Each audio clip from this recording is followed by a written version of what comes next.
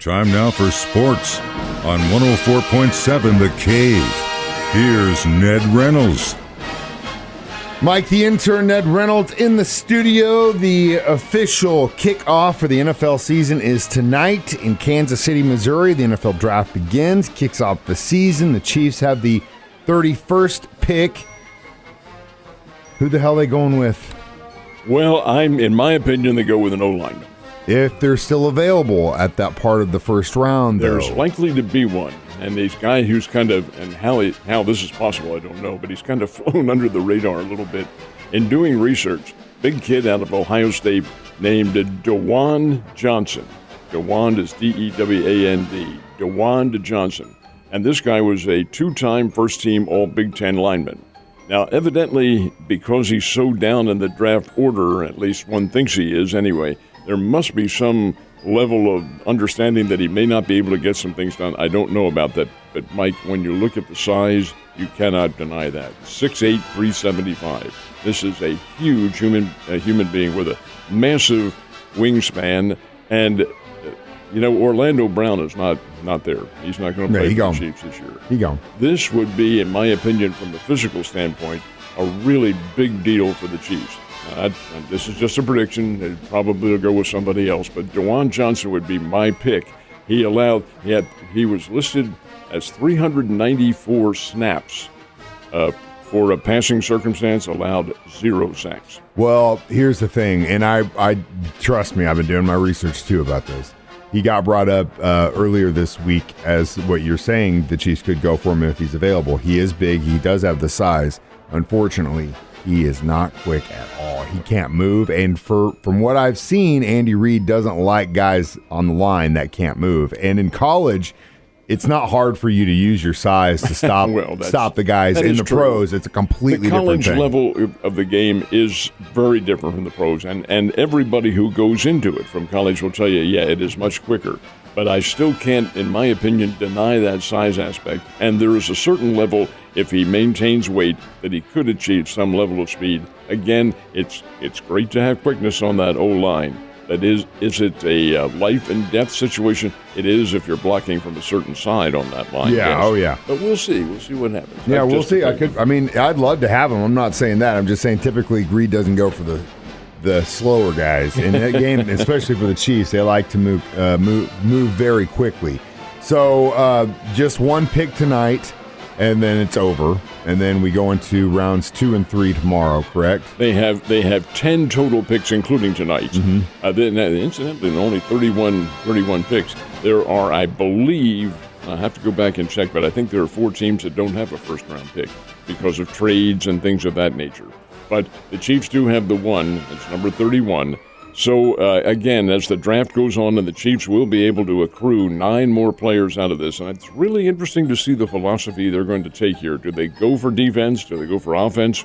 Are there receivers? Doesn't look right now as though DeAndre Hopkins is in the mix. Looks like he's probably going to Baltimore, judging from all the late reports. But again, you never say never until a final deal is done. Well, it's going to be exciting. I'm very excited to be a part of it. And, like I was telling Ned before we started recording, this is a once-in-a-lifetime thing. I don't think this is going to ever happen in my lifetime again. Fingers crossed it does. But if it doesn't, at least I can say I was there for part of it tonight.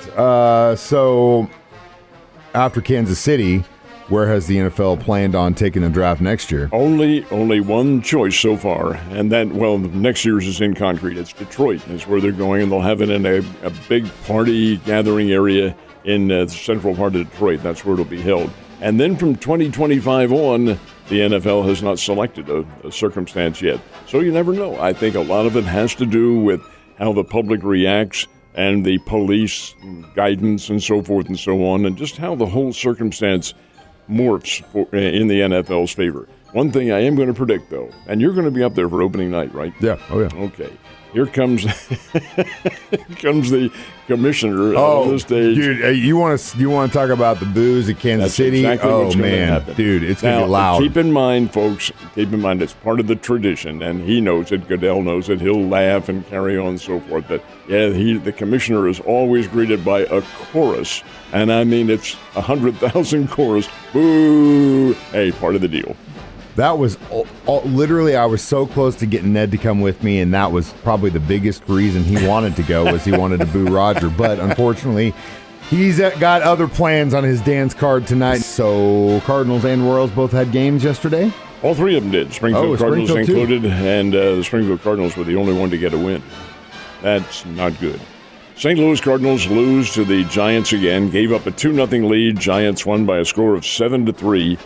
Paul Goldschmidt had 4 hits, came up in the 9th inning with the sacks loaded and a chance to get back into the ballgame, hit into a double play. You can't do it every time up. I understand that.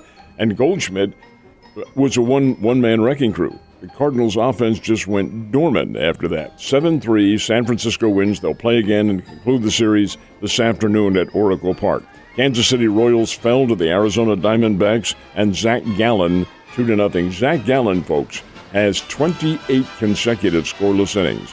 Now that's a bunch. That's really pitching well. And what's really disturbing is Zach Gallen's a former Springfield Cardinal and not with the organization anymore, obviously.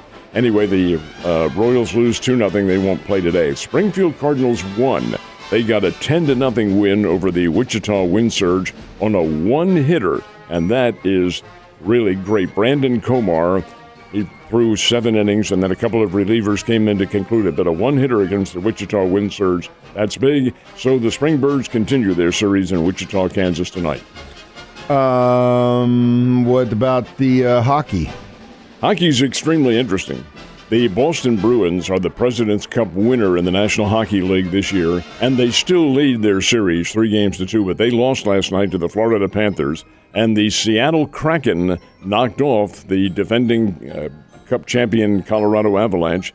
So Seattle has a 3-2 lead over Colorado in this one. That's not the way things were supposed to be. Only 2 games in the NHL last night. They'll have another big night, of course, tonight. And like hockey, a lot of guys do get into the playoffs, but the NBA, pretty much everyone gets in, minus like 4 teams. Almost seems that way. Who got the wins?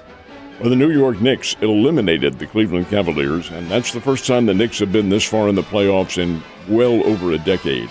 They've been coming on. Knicks win 106-99. Los Angeles Lakers had a chance to wrap up their series with the Memphis Grizzlies, but did not do so. Playing in Memphis, Grizzlies won 116-99. LA still leads that series 3-2, and the next game will be in Los Angeles. Then you had the biggest upset of all. The Miami Heat knocking out the number 1 seed in the entire NBA playoffs, the Milwaukee Bucks. Beat them 128-126, and that was win number 4 for Miami, who wins that series 4-1. What on earth happened to the Bucks? Whatever, here they have the best record in the NBA, number 1 seed, and now they're out in the first round. Miami Heat advance. Golden State Warriors, Sacramento Kings. Golden State wins 123-116. Golden State leads that series 3-2. Bunch of guys in Wisconsin are they're hanging their damn mind right now, and I would be too, Ned. You have a good day, and I will see you soon.